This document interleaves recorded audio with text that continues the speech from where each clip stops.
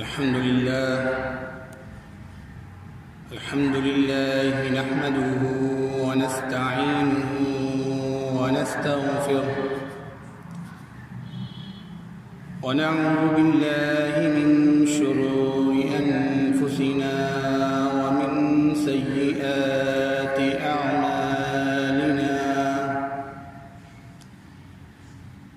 من يهده الله فلا مضل له ومن يضلله فلا هادي له وأشهد أن لا إله إلا الله وحده لا شريك له وأشهد أن محمدًا عبده ورسوله أما بعد فإن خير الحديث كتاب الله وخير الهدي هدي محمد صلى الله عليه وسلم وشر الأمور محدثاتها وكل محدثة بدعة وكل بدعة ضلالة وكل ضلالة في النار. أعوذ بالله السميع العليم من الشيطان الرجيم. بسم الله الرحمن الرحيم. يا أيها الذين آمنوا اتقوا الله حق تقاته ولا تموتن إلا وأنتم مسلمون. يا أيها الناس اعبدوا ربكم الذي خلقكم من نفس واحدة وخلق منها زوجها وبث منهما رجالا كثيرا ونساء واتقوا الله الذي تساءلون به والأرحام إن الله كان عليكم رقيبا. يا أيها الذين آمنوا اتقوا الله وقولوا قولا سديدا يصلح لكم أعمالكم ويغفر لكم ذنوبكم ومن يطع الله ورسوله فقد فاز فوزا عظيما. رب اشرح لي صدري ويسر لي أمري واحلل عقدة من لساني يفقهوا قولي. اللهم انفعني بما علمتنا وعلمنا ما ينفعنا وزدنا علما.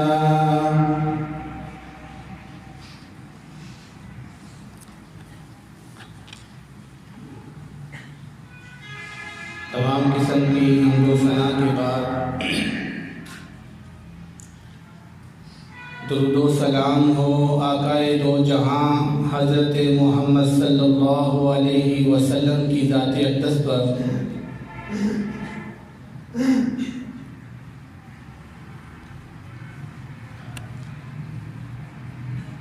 اللہ رب العزت نے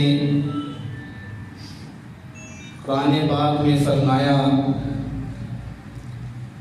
من قتل نفسا بغير نفس أو فساد في الأرض فكأنما قتل الناس جميعا. کہ جس شخص نے کسی انسان کو ناحق قتل کیا وہ اس طرح ہے کہ جس طرح اس نے ساری کائنات کو قتل کیا. عزیز ساتھیوں، دین اسلام میں دو مسلمانوں کے درمیان اختلاف سے لے کر قوم اور ملت تک کے جتنے بھی اختلاف ہیں یا قتل و غارت ہیں، ان تمام کے احکامات کو بیان فرمایا۔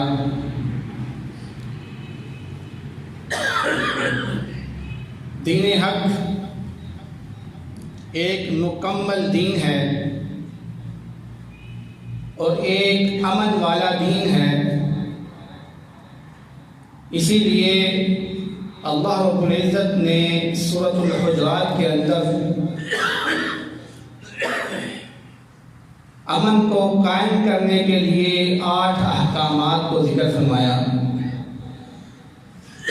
اور یہ اس چیز کی علامت ہے کہ یہ دین پرامن دین ہے اور یہ دین مکمل دین ہے۔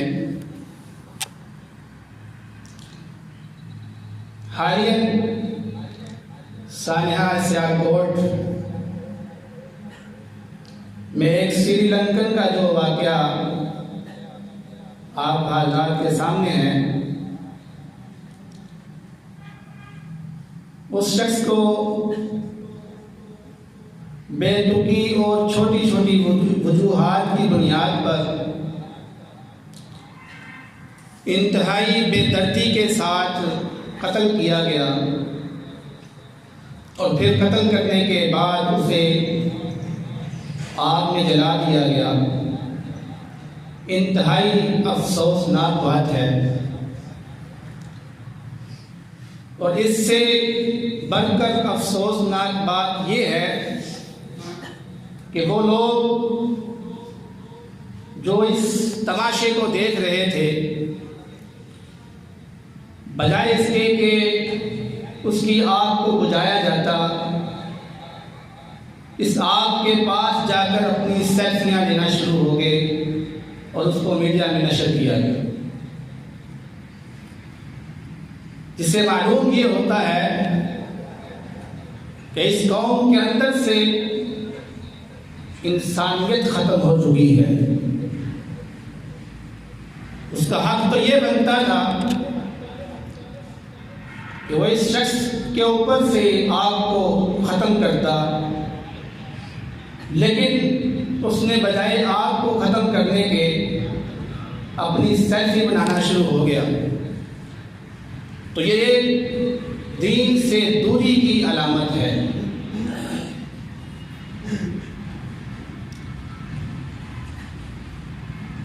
اب اس سے پہلے کہ میں اس واقعہ کی جو شرعی طور پر اللہ رب العزت نے احکام بیان کیے ہیں اس کی طرف آؤ،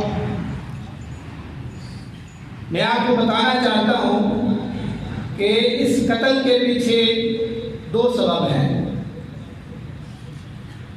اس قتل کا ایک سبب یہ بیان کیا جاتا ہے کہ یہ شخص ملازمین پر سختی کرتا تھا اور ان کو ملازمت سے اس نے نکال دیا تھا، اس وجہ سے اس کو قتل کیا گیا ہے۔ اور دوسرا سبب اس کا یہ بتایا جاتا ہے کہ اس شخص نے رسول اللہ صلی اللہ علیہ وسلم کی گستاخی کی تھی، تو اس گستاخی کی وجہ سے اس کو قتل کیا گیا ہے۔ میں ان دونوں سبب کو شریعت کی روشنی میں آپ لوگوں کے سامنے بیان کرنا چاہتا ہوں کہ اس کا شریعت کے اندر حکم کیا ہے۔ اب آپ لوگ جانتے ہیں کہ جو انسان ہے، انسان کی جان بڑی محترم ہے اللہ رب العزت کے ہاں، اور انسان کی جان کا احترام کا اندازہ اگر آپ لوگوں نے کرنا ہو تو اللہ رب العزت کے اس فرمان کو آپ پڑھ لیں کہ اللہ رب العزت نے فرمایا من قتل نفسا بغیر نفس او فساد فی الارض فکأنما قتل الناس جميعا، کہ جس نے کسی انسان کو ناحق قتل کیا گویا اس نے ساری کائنات کو قتل کر دیا۔ یہ کوئی چھوٹی بات نہیں ہے، اس سے معلوم یہ ہوتا ہے کہ انسان کی جو جان ہے وہ بہت ہی محترم ہے، بہت ہی عزت والی ہے اور احترام والی ہے۔ اسی لیے اللہ رب العزت نے روز قیامت میں سب سے پہلے حقوق العباد میں سے جس کا حساب لیا ہے وہ فرمایا خون کا حساب ہوگا۔ اول ما یقضی بین الناس یوم القیامہ فی الدماء، کہ سب سے پہلے جس چیز کا لوگوں کے درمیان فیصلہ کیا جائے گا وہ خون کا حساب ہوگا۔ اسی طرح ایک بات یہ بھی ہمیں ذہن نشین کر لینی چاہیے کہ اللہ رب العزت نے تمام انسانوں کو آدم علیہ السلام سے پیدا کیا اور آدم علیہ السلام کو مٹی سے پیدا کیا، اور پھر فرمایا وَلَقَدْ كَرَّمْنَا بَنِي آدم، کہ ہم نے آدم کی اولاد کو عزت بخشی، وَفَضَّلْنَاهُمْ عَلَى الْعَالَمِينَ، اور ہم نے ان کو تمام جہانوں پر فضیلت دی۔ تو اللہ رب العزت نے تمام مخلوقات میں سے انسان کو اعلیٰ بنایا اور شرف والا بنایا، اور جس انسان کو شرف والا بنایا ہو اس انسان کی عزت کرنی چاہیے، احترام کرنا چاہیے، نہ کہ اس کو ذلیل کرنا چاہیے۔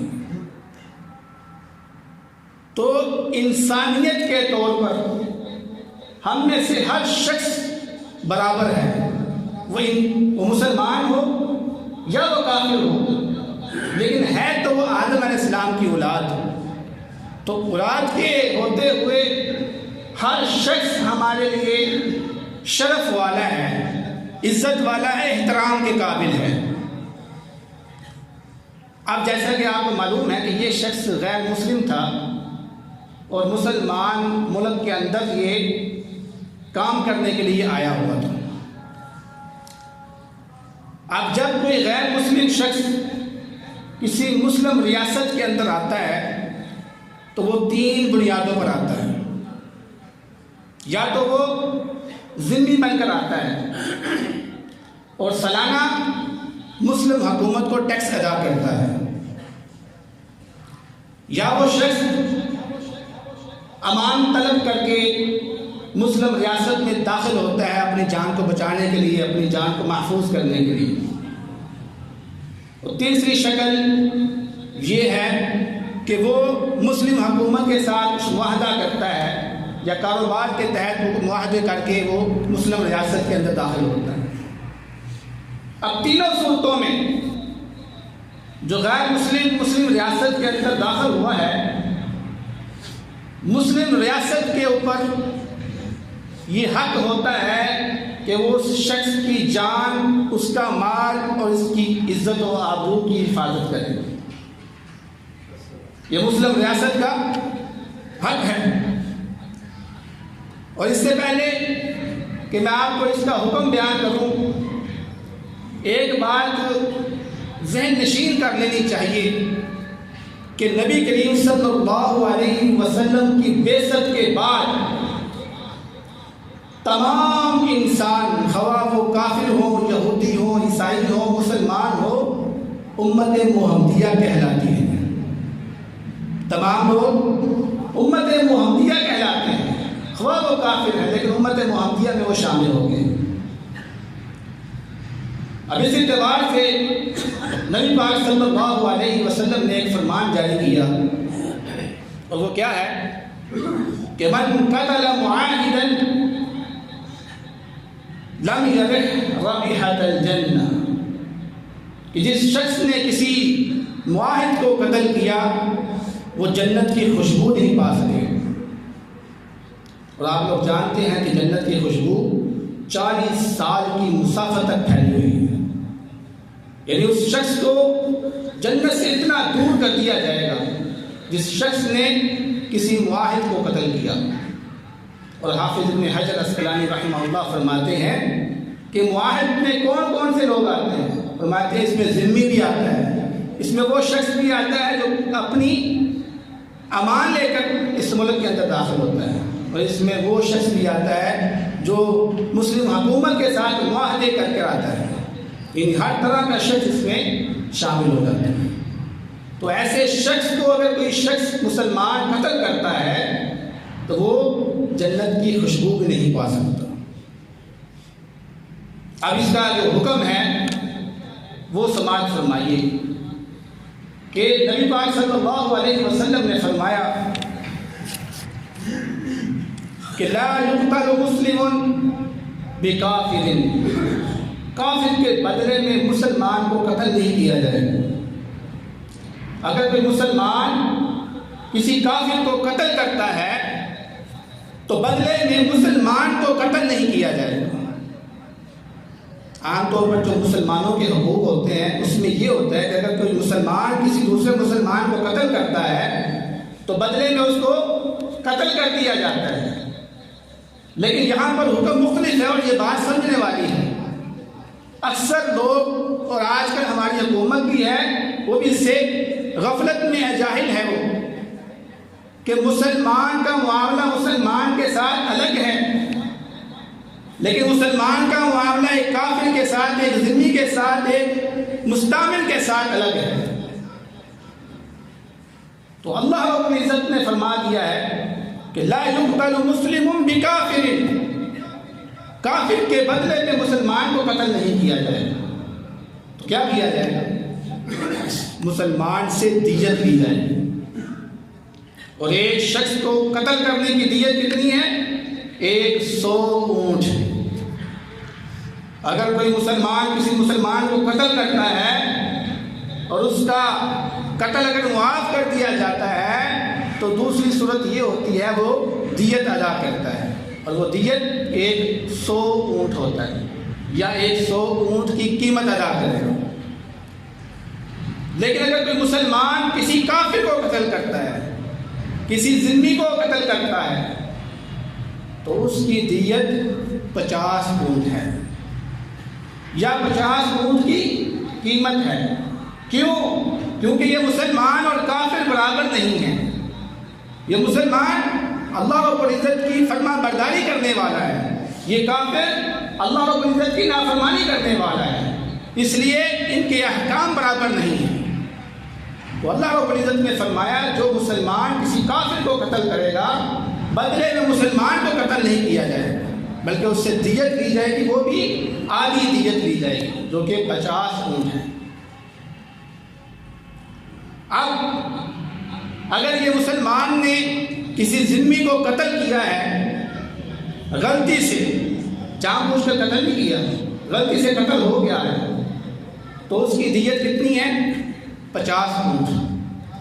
لیکن اگر کسی مسلمان نے جان بوجھ کر عمدن اور دشمنی کے طور پر کسی کافر کو یا ذمہ کو قتل کیا ہے تو اس کی سزا پھر یہ ہے کہ اس سے 100 اونٹ دیت لی جائے. جیسا کہ ابن عمر رضی اللہ تعالیٰ عنہ بیان کرتے ہیں کہ حضرت عثمان رضی اللہ تعالیٰ عنہ کی خلافت کے اندر ایک مسلمان شخص نے کسی ذمہ کو قتل کر دیا جان بوجھ کر. ابن عمر رضی اللہ تعالیٰ عنہ اس شخص کو پکڑ کر حضرت عثمان رضی اللہ تعالیٰ عنہ کے پاس لے گئے اور کہا کہ اس نے ذمہ کو قتل کر دیا ہے جان بوجھ کر. تو حضرت عثمان رضی اللہ تعالیٰ عنہ نے اس شخص کو قتل نہیں کیا بلکہ اس کے اوپر دیت مغلظہ لازم کر دی، یعنی ڈبل دیت. اور وہ کتنی ہے؟ 100 اونٹ، کہ اس کو 100 اونٹ دیت دینی پڑے گی اس کے بدلے. اسی طرح امام احمد بن حنبل رحمہ اللہ سے سوال کیا گیا کہ اگر مسلمان کسی ذمہ کو قتل کر دے تو اس کی سزا کیا ہے؟ تو آپ نے یہی فرمایا کہ اگر تو وہ غلطی سے قتل کرتا ہے تو اس کی دیت 50 اونٹ ہوگی، اور اگر وہ جان بوجھ کر اس کے قتل کرتا ہے تو اس کی دیت 100 اونٹ ہوگی۔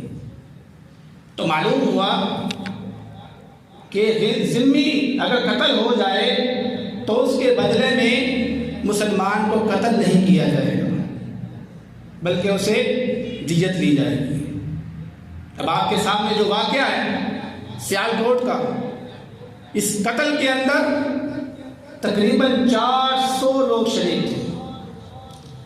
اب سزا کے طور پر ان سب کو قتل نہیں کیا جائے بلکہ ان سب سے دیت مغلظہ 100 اونٹ یا 100 اونٹ کی قیمت لی جائے گی، کیونکہ وہ کافر تھا، غیر مسلم تھا، اور مسلمان نے اس کو قتل کیا ہے۔ یہ فیصلہ بالکل غلط ہے کہ اس کے بدلے میں مسلمانوں کو قتل کر دیا جائے گا، نہیں، یہ شریعت کا فیصلہ نہیں ہے، بلکہ شریعت یہ فیصلہ کرتی ہے کہ بدلے میں اس سے دیت لی جائے گی، نہ کہ قصاص لیا جائے گا۔ اب میں اس سے آگے چلتا ہوں کہ قتل کرنے کے بعد جو معاملہ کیا گیا اس شخص کے ساتھ وہ کیا تھا کہ اس شخص کو آگ سے جلا دیا گیا ہے۔ تو کیا کسی شخص کو آگ سے جلانا شرعاً یہ جائز ہے یا کہ ناجائز ہے؟ تو آج آپ کو یہ جان لینا چاہیے کہ کسی بھی مخلوق کو، خواہ وہ انسان ہو، خواہ وہ حیوان ہو، جانور ہو، جن ہو، آگ سے جلانے کی اجازت نہیں ہے، کیونکہ آگ سے جلانا یہ صرف اللہ رب العزت کا حق ہے، اور یہ حق اللہ رب العزت نے مخلوق میں سے کسی کو نہیں دیا۔ اس لیے کسی بھی انسان کے لیے یہ جائز نہیں ہے کہ وہ کسی دوسرے انسان کو آگ سے جلائے، کیونکہ یہ اللہ رب العزت کا حق ہے۔ اللہ رب العزت ہی روز قیامت انسانوں کو آگ سے جلائیں گے۔ میں آپ کے سامنے ایک واقعہ رکھتا ہوں کہ حضرت عبداللہ بن مسعود رضی اللہ تعالیٰ عنہ بیان کرتے ہیں کہ ہم نبی کریم صلی اللہ علیہ وسلم کے ساتھ ایک سفر میں تھے۔ صحابہ میں سے چند صحابہ نے چونٹیوں کی بل کو آگ لگا دی۔ تو جب نبی کریم صلی اللہ علیہ وسلم نے اس آگ کو دیکھا تو آپ نے پوچھا یہ کس نے آگ لگائی ہے؟ صحابہ نے عرض کیا کہ ہم نے آگ لگائی ہے۔ تو نبی کریم صلی اللہ علیہ وسلم نے فرمایا کہ اس آگ لگانے کا حقدار صرف اللہ رب العزت ہے۔ اللہ رب العزت کی ذات کے علاوہ کسی شخص کے یہ لائق نہیں ہے کہ وہ کسی کو عذاب دے یا سزا دے آگ کے طور پر۔ اسی طرح حضرت ابو ہریرہ رضی اللہ تعالیٰ عنہ بیان فرماتے ہیں کہ نبی کریم صلی اللہ علیہ وسلم نے بیان فرمایا کہ سابقہ انبیاء میں سے کسی نبی کو صحرا کے اندر کسی چونٹی نے کاٹ لیا۔ نبی کو غصہ آیا، غصے میں آ کر اس چونٹی کے دل کو آگ لگا دی۔ اب اس میں ہزاروں چونٹیاں تھیں۔ اللہ رب العزت کو اپنے نبی کا یہ فعل پسند نہیں آیا۔ اللہ رب العزت نے فوراً وحی نازل کر دی کہ اے نبی، آپ کو تو صرف ایک چونٹی نے کاٹا تھا، باقی چونٹیوں کا کیا قصور تھا کہ آپ نے سب کو جلا دیا؟ تو معلوم یہ ہوا کہ کسی بھی انسان کے لیے دوسرے انسان کو یا کسی مخلوق کو آگ سے جلانا جائز نہیں ہے۔ اس لیے جس نے بھی یہ حرکت کی ہے، جاہلانہ حرکت کی ہے، اور اس لیے اس کو توبہ کرنی چاہیے اور دوبارہ ایسی حرکت کرنے سے بچنا چاہیے۔ اب میں واقعہ کی دوسرے سبب کی طرف آنا چاہتا ہوں کہ اس قتل کا جو دوسرا سبب تھا وہ کیا تھا کہ اس شخص نے رسول اللہ صلی اللہ علیہ وسلم کی گستاخی کی ہے، تو گستاخ رسول کی سزا کیا ہے؟ آپ سب لوگ جانتے ہیں کہ اس کی سزا قتل ہے۔ جو شخص بھی رسول اللہ صلی اللہ علیہ وسلم کی گستاخی کرتا ہے اس کی سزا قتل ہی ہے۔ لیکن قتل کرنے کا مطلب ہرگز یہ نہیں ہے کہ ہر شخص اپنے ہاتھ میں تلوار اٹھائے یا پستول اٹھائے اور اس کو قتل کر دے۔ نہیں، یہ اسلامی تعلیمات نہیں ہے۔ اگر آپ تاریخ کو دہرائیں، نبی پاک صلی اللہ علیہ وسلم کی سیرت کو پڑھیں، تو آپ کو معلوم ہوگا کہ صحابہ کرام نے بھی کبھی اپنی مرضی سے کسی گستاخ رسول کو قتل نہیں کیا۔ کیوں؟ کیونکہ اس سے فتنہ پھیلتا ہے، اس سے ہر شخص اپنی مرضی سے قتل کرنا شروع ہو جائے گا، اس سے امن خراب ہوتا ہے۔ تو اس کے لیے کیا حکم ہے؟ ہم میں سے ہر شخص کو چاہیے کہ اگر وہ کوئی گستاخ رسول کو پاتا ہے تو وہ اپنے حاکم سے رابطہ کرے، قانون سے رابطہ کرے، اداروں کے ساتھ جا کے رابطہ کرے، اور ادارے کا کام یہ ہے، حکومت کا کام یہ ہے کہ وہ اس کو سزا دے۔ میں ایک دو واقعہ آپ کے سامنے پیش کر کے اپنی بات کو ختم کروں گا کہ رسول اللہ صلی اللہ علیہ وسلم کے زمانہ میں ایک شخص جو کہ اشرف بن کعب کے نام سے معروف تھا، صحابہ کرام کو اس کا علم تھا کہ یہ رسول اللہ صلی اللہ علیہ وسلم کی گستاخی کرتا ہے، لیکن کبھی کسی صحابی نے اپنی مرضی سے جا کر اس پر حملہ نہیں کیا، یہاں تک کہ نبی کریم صلی اللہ علیہ وسلم نے خود صحابہ کو کہا کہ یہ کامل اشرف جو اللہ کے رسول کو تکلیف دیتا ہے، کون ہے تم میں سے ایسا شخص جو اس کا سر قلم کر کے لے کر آئے؟ تو محمد بن مسلمہ رضی اللہ تعالیٰ عنہ نے کیا فرمایا؟ اے اللہ کے نبی، مجھے اجازت دیجیے کہ میں اس کا سر اس کے درد سے الگ کر کے آپ کے پاس لے کر آؤں۔ تو یہاں پر دیکھیے کہ صحابی نے اجازت طلب کی ہے، یہ نہیں کہ ہر ایک صحابی چل پڑا اپنے آپ کو بھی قتل کرنے کے لیے، بلکہ نبی سے اجازت طلب کی ہے کہ مجھے اجازت دے، میں اس کو قتل کرتا ہوں۔ تو معلوم کیا ہوا؟ اپنی مرضی سے عوام الناس میں سے کسی کو یہ اجازت نہیں ہے کہ وہ ہر ایک کو قتل کرتا رہے، بلکہ یہ حاکم کا کام ہے کہ حاکم اس کو سزا دے، اور حاکم ہی کسی بندے کو منتخب کرے کہ وہ اس کو قتل کرے۔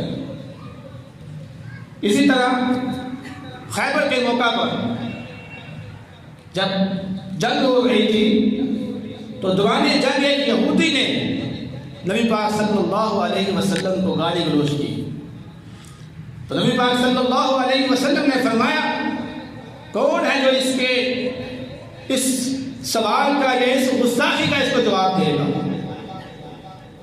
تو ایک صحابی نے جن کا نام زبیر رضی اللہ تعالیٰ عنہ تھا، انہوں نے کہا کہ اللہ کے نبی مجھے اجازت دیجیے، میں اس کا جواب دیتا ہوں اس گستاخی کا۔ تو اللہ کے نبی صلی اللہ علیہ وسلم نے اس صحابی کو کہا تمہیں اجازت ہے، جاؤ اس کو جا کے قتل کرو۔ لہذا اجازت ملنے کے بعد اس کو قتل کیا گیا۔ اسی طرح سے ایک واقعہ جو کہ منافقین کے ساتھ بھی پیش آیا ہے، نبی پاک صلی اللہ علیہ وسلم ایک دفعہ صدقات کو تقسیم کر رہے تھے، ایک منافق جس کا نام ذوالخویصرہ تمیمی تھا، وہ آیا اور کہنے لگا اے اللہ کے رسول انصاف کیجئے، آپ تو اپنی دوستیاں پال رہے ہیں، یعنی اپنے لوگوں کو دیے جا رہے ہیں اور ہمیں اس چیز سے محروم کیے جا رہے ہیں، تو آپ انصاف کریں۔ نبی پاک صلی اللہ علیہ وسلم کا چہرہ ملون ہو گیا غصے سے، لال پیلا ہو گیا، تو آپ نے کہا تجھ پر افسوس کہ آج اگر محمد صلی اللہ علیہ وسلم انصاف نہیں کریں گے تو پھر کون کرے گا؟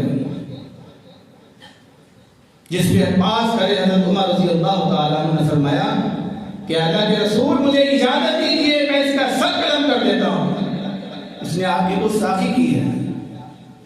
لیکن نبی کریم صلی اللہ علیہ وسلم نے فرمایا اے عمر رہنے دو، کیونکہ یہ منافق ہے، اپنے آپ کو مسلمان کہلاتا ہے، کہیں کافر یہ نہ کہیں کہ محمد صلی اللہ علیہ وسلم اپنے ہی ساتھیوں کو قتل کرتے ہیں۔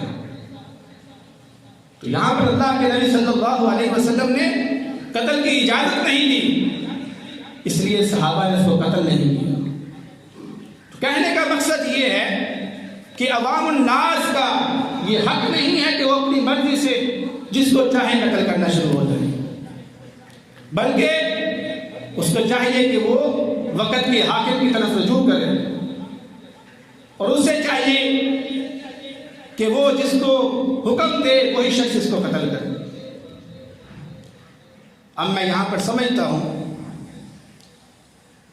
کہ یہاں جس طرح سے ان قاتلین کو برا بھلا کہا جا رہا ہے، جس طرح سے یہ لوگ ذمہ دار ہیں اس قتل کے اور سزا کے، اس طرح سے حکومت بھی ذمہ دار ہے،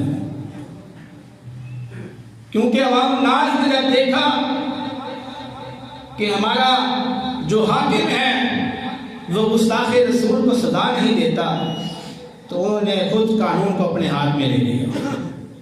تو جہاں پر عوام الناس کی غلطی ہے، اس کے ساتھ ساتھ حکومت کی بھی غلطی ہے۔ آج اگر ہماری حکومت اس اسلامی تعلیمات کو اپنا لے، اسلامی قانون کو اس ملک کے اندر نافذ کر لے، تو آج یہ واقعہ پیش نہ آتا۔ اور اگر آج اس واقعہ کے بعد بھی یہ حکومت اس قانون کو نافذ نہیں کرتی، تو کل کو یہ حکومت اس طرح کے کئی واقعات دیکھے گی کہ جس میں لوگ قانون کو اپنے ہاتھوں میں لے کریں گے۔ اس لیے اس ملک کے امن کے لیے لازمی ہے کہ اسلامی تعلیمات کو نافذ کیا جائے، اس پر عمل کیا جائے، تاکہ اس ملک کے اندر امن قائم ہو اور مسلمان کی ایک شان دوسرے لوگوں کے سامنے ظاہر ہو۔ تو دعا ہے اللہ رب العزت سے سنا اس پر عمل کرنے کی توفیق عطا فرمائے۔ بہترین صدقہ جاریہ حاصل کرنے کے لیے اس ویڈیو کو لائک، کمنٹ اور شیئر کرنا مت بھولیں۔